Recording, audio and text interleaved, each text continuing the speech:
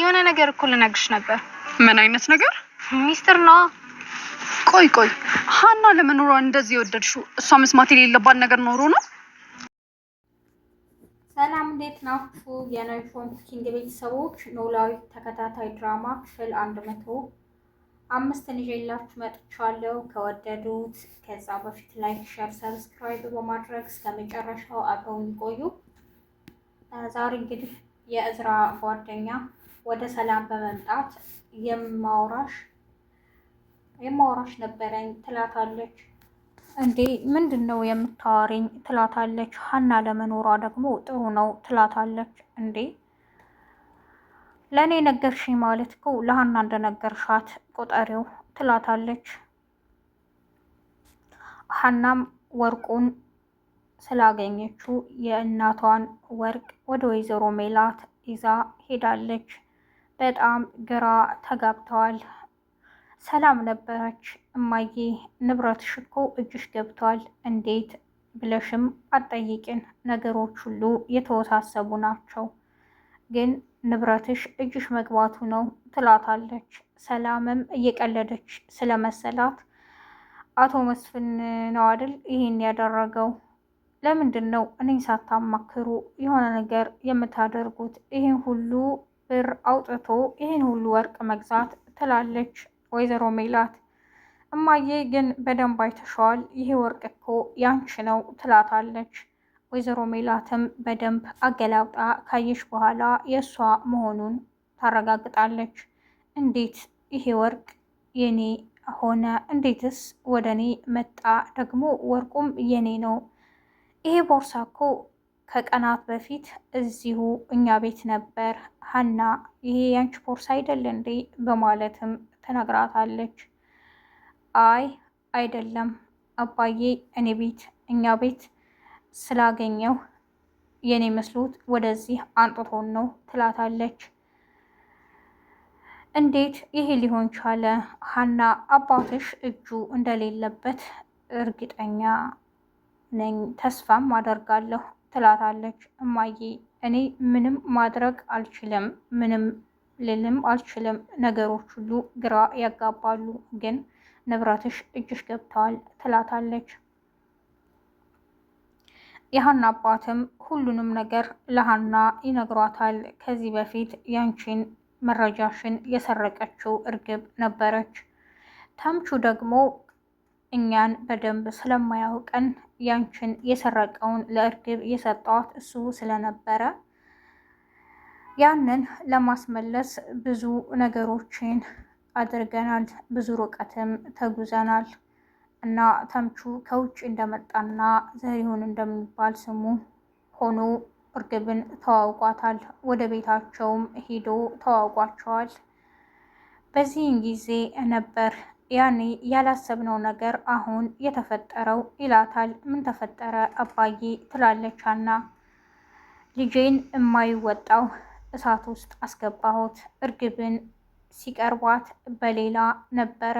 እኛ እሷን ለመከታተልና የወሰደችውን ያንቺን ማንነት ለማስመለስ ነበረ፣ ግን ታምቹ በእሷ ፍቅር ወደቀ ይላታል። ሀናም በጣም ትደነግጣለች፣ በጣምም ግራ ይገባታል። አላውቅም እኔ ምን ማለት እንዳለብኝ ትላለች። አባቷ አቶ ኖላዊ የነገራትን ለእናቷ ወይዘሮ ሜላት ሁሉንም ነገር ትነግራታለች። ልጁ ይምጣና ስለ ሁሉም ነገር ማውራት አለበት፣ ያ ካልሆነ ደግሞ እኔ ለፖሊስ አስይዘዋለሁ ትላታለች። እማዬ እኔ ምን ማለት እንዳለብኝ አላውቅም፣ ያንቺ ውሳኔ ራስሽ ታውቂያለሽ፣ ግን ይህን ባታደርጊ ጥሩ ነው፣ ምክንያቱም እሱም ጓደኛውም ምስኪን ናቸው ትላታለች። እርግጠኛ ነሽ ሀንዬ ትላታለች። አዎ እርግጠኛ ነኝ፣ ጓደኛው ደግሞ ደም የለገሰሽ የሰጠሽ ልጅ ነው ትላታለች።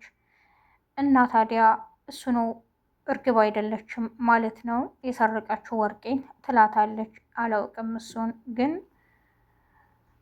ልጁ በጣም ምስኪን ነው ትላታለች። አቶ ኖላዊም ወደ እነ ሀና ቤት በመምጣት ለወይዘሮ ሜላት ሁሉንም ነገር ይነግራታል።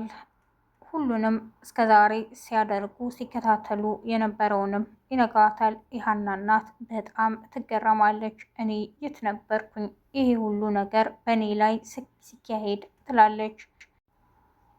ተምቹም በጣም ተበሳጭቷል። ወደ እርግብም ይሄዳል። እርግብ የታል ፖርሳው ትለዋለች። እርግብ ተይኝ፣ ያ ፖርሳ የለም ባለቤቶቹ ወስደውታል ይላታል። በጣም ትናደዳለች። ምን ማለት ነው ባለቤቶቹ ወስደውታል ማለትም ትለዋለች። በቃ እነ ሀና ጋ ነበር ያስቀመጥኩት፣ ሀና ደግሞ ወስዳ ለእናቷ ሰጥታታለች በማለትም ይነግራታል። ሀና ማነች ታውቃታለህ እንዴ ትለዋለች። አትቀልድም ትላለች። እርግብ ማመን አቅቷታል። አዎ በቃ ሁላችንም እኮ እንዋሻለን፣ ሁላችንም ጥፋተኞች ነን፣ እንሳሳታለን፣ አንቺም ሌባ ነሽ እኔም ሌባ ነኝ በማለትም ይነግራታል። ምን ማለት ነው ትለዋለች። እርግጠኛ አሁን የምነግርሽ ፖርሳ ውስጥ ወርቅ መኖሩን ባውቅ ኖሮ አሳልፌ አልሰጥም ነበር፣ አንቺ አልነገርሽኝም ይላታል። እናም በቃ ስለ ሁሉም ነገር ልንገርሽ፣ እውነቱን እወቂ ይላታል። ምንድን ነው ትለዋለች። እኛ የሀናን እውነት ለማውጣት ስንከታተልሽ የነበርን ሰዎች ነን፣ ግን እውነተኛ ስሜት ላንቺ አለኝ ከዚህ ጊዜ በኋላ ይላታል። እሷም ውሻ አድርጋ ትመልሰዋለች። ሂድ ቀጥል፣ ሽታ ሁሉ እንዴት እንደሚያስጠላኝም ብላ በጣም ብዙ ነገር ትናገረዋለች። እሱም እሺ በማለት ትቷት ተመልሷል። ወደ ሀና አባትም በመሄድ የሀና አባት ወሬያቸውን ይቀጥላሉ። እኔ ምንም አይነት ድምፅም ወሬም መስማት አልፈልግም፣ ዝም ሊሉኝ አይችሉም እንዴ እርስዎ ሰውዬ እያለ ተምቹ በጣም ተናዷል። የሀና አባትም እዚህ ነገር ውስጥ ያስገባሁህ እኔ ነኝ ልጄ፣ እንደው ይቅር በለኝ ይላል። ሰላምም የሀና ጉዳይ በጣም ስለሚያሳስባት ሀናን በጥያቄ አፋጣታለች። ሀናም የምትመልስላት በጣም ግራ ያጋባታል። አንቺ ልጅ ምንድን ነው ምግብ አትበይም? ብዙ ነገር እያየሁብሽ ነው፣ ለምንድን ነው በማለትም ተጠይቃታለች። እኔ አላውቅም ትላለች። እንደዚህስ እንቅልፍ የተነሳሹ ምክንያትሽ ምንድን ነው? እኔ እኮ ከአንቺ ጋር ማውራት ምንም አንግባባም እያለችም ትጮህባታለች። ሀናም ሰላም ተይኝ፣ አላውቅም ምን እየተካሄደ ምን እየተፈጠረ እንደሆነ ትላለች። የዛሬው ክፍል ይህን ይመስል ነበር። በቀጣይ ክፍል እስከምንገናኝ ላይክ፣ ሸር፣ ሰብስክራይብ በማድረግ አብራችሁን ስለቆያችሁ አመሰግናለሁ።